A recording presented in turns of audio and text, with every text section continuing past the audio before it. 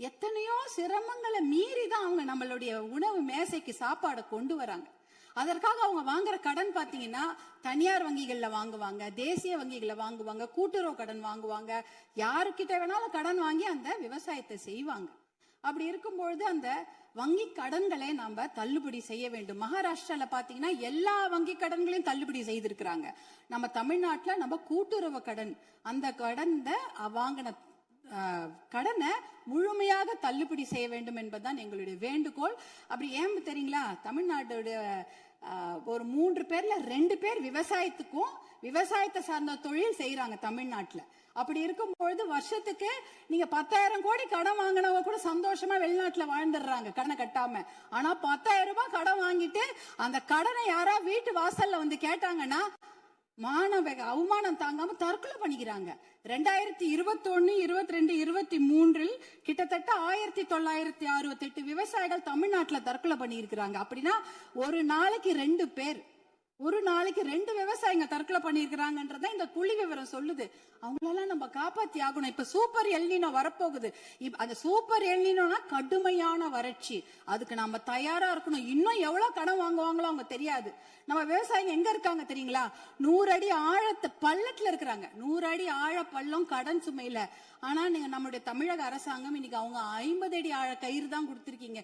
எப்படி வெளியில வருவாங்க?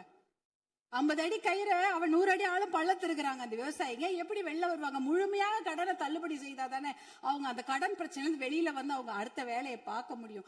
அதனால நீங்க உங்களுடைய அதிகாரிகள், மாண்புமிகு பேரவைத் தலைவர்கள், உங்கள் வாயிலாக முதலமைச்சரை நாங்க கேட்டுக்கொள்வதுதான். உங்களுடைய அதிகாரிகள் சொல்லுவாங்க, ஐயோ நிதி சுமை, கடன் சுமை, கூடுதல் செலவினம் அப்படிலாம் சொல்லுவாங்க. ஆனா அதையெல்லாம் ஒரு புறம் ஒதுக்கி வைத்து விட்டு அவர்களுக்கு முழு கடன் தள்ளுபடி செய்யணும். ஏற்கனவே 2000 கோடியா 6000 கோடியா உயர்த்திட்டீங்க. இன்னும் ஒரு 18,000 கோடியா அந்த கடன் தள்ளுபடி, கூட்டுறவு கடன்களை மட்டும் தள்ளுபடி செய்யுங்க. ஏன்னா ஏற்கனவே அவங்க 1 வருஷத்துக்கு தான் தள்ளுபடி செய்திருக்கிறீங்க. அதற்கு முன்னால ஒரு 2 வருஷம் கடன் அவங்க வாங்கி வச்சிருக்கிறாங்க. அந்த கடனையும் முழுமையாக தள்ளுபடி செய்தீர்கள் என்றால் அவங்க கண்டிப்பாக எத்தனையோ கடுமையாக உழைக்க தயாராக இருக்கிறார்கள். அவங்களுக்கு அந்த ஒரு ரெஸ்பெக்டை நம்ம கொடுக்கணும், அவங்களுக்கு அந்த நிவாரணத்தை நாம் தர வேண்டும் என்று உங்களை எல்லாம் நாங்க அன்போடு கேட்டுக்கொள்கின்றேன். அடுத்ததாக பாத்தீங்கன்னா, தமிழ்நாட்டில் 2026ஆம் ஆண்டில் ஆட்சி மாற்றம் ஏற்படுவதற்கு காரணமாக இருந்தது பெண்கள் மற்றும் குழந்தைகளுக்கு எதிரான குற்றங்கள் கட்டுப்படுத்தப்படாமல் அதிகரித்ததுதான். ஆனால் ஆட்சி மாற்றம் ஏற்பட்ட பிறகும் அதே நிலை தொடர அனுமதிக்க கூடாது. பொறுத்தது போதும். நம்ம இனிமேல் பொங்கித்தான் எழ வேண்டும். ஏனென்றால் ஒரு பழமொழி சொல்வாங்க, அரசன் அன்று கொள்வான், தெய்வம் நின்று கொள்ளும் அப்படின்னு சொல்லுவாங்க. இன்னைக்கு நம்ம குழந்தைங்க மேல கைய வச்சவங்கள நம்ம சும்மா விடக்கூடாது. நம் பெண்கள் மேல் கை வைத்தவர்கள் சும்மா விடவே கூடாது. இதுக்கு மேல நம்ம பொறுமையா இருக்கிறதுல அர்த்தமே கிடையாது. துபாய், அரபு நாடுகள், இல்ல சிங்கப்பூர் போன்ற நாடுகள்லாம் இப்படிப்பட்ட கொடுமையான குற்றங்களை செய்தவர்களுக்கு உடனடியாக சட்டப்படி மரண தண்டனை கொடுக்கிறார்கள். அந்த மரண பயத்தையும் உயிர் பயத்தையும் அந்த தப்பு செய்தவங்களுக்கு நம்ம கொடுக்கணும். அப்படி இருந்தாதான் இந்த பெண்கள் குழந்தைகளை காப்பாற்ற முடியும். வேற வழியே கிடையாது. ஏன்னா அவங்க நினைச்சிட்டு இருக்கிறாங்க, இன்னும் ஒரு 5 வருஷம் பொறுமையா கேஸ் ஆடிக்கிட்டே போலாம், பொறுமையா வெளில வந்துடலாம், இந்த கோர்ட் இல்லைன்னா அந்த கோர்ட், அந்த கோர்ட் இல்லைன்னா அதுக்கு மேல கோர்ட்னு போய் அவர்கள் வெளியில வந்து விடுவார்கள் என்ற தைரியத்துலதான் இவ்வளவு பெரிய தவறுகளை செய்கிறார்கள். அவர்களுக்கு அந்த உயிர் பயத்தை, குழந்தைகள் மேல் கை வைத்தவர்களுக்கும் பெண்கள் மேல் கை வைத்தவர்களும் அந்த உயிர் பயத்தை கொடுத்தாதான் இனிமேல் அந்த தவறை செய்ய மாட்டாங்க.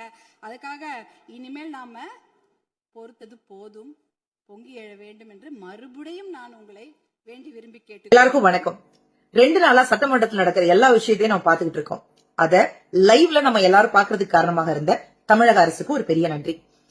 நிறைய பேர் நிறைய விஷயம் பாத்திருப்பீங்க.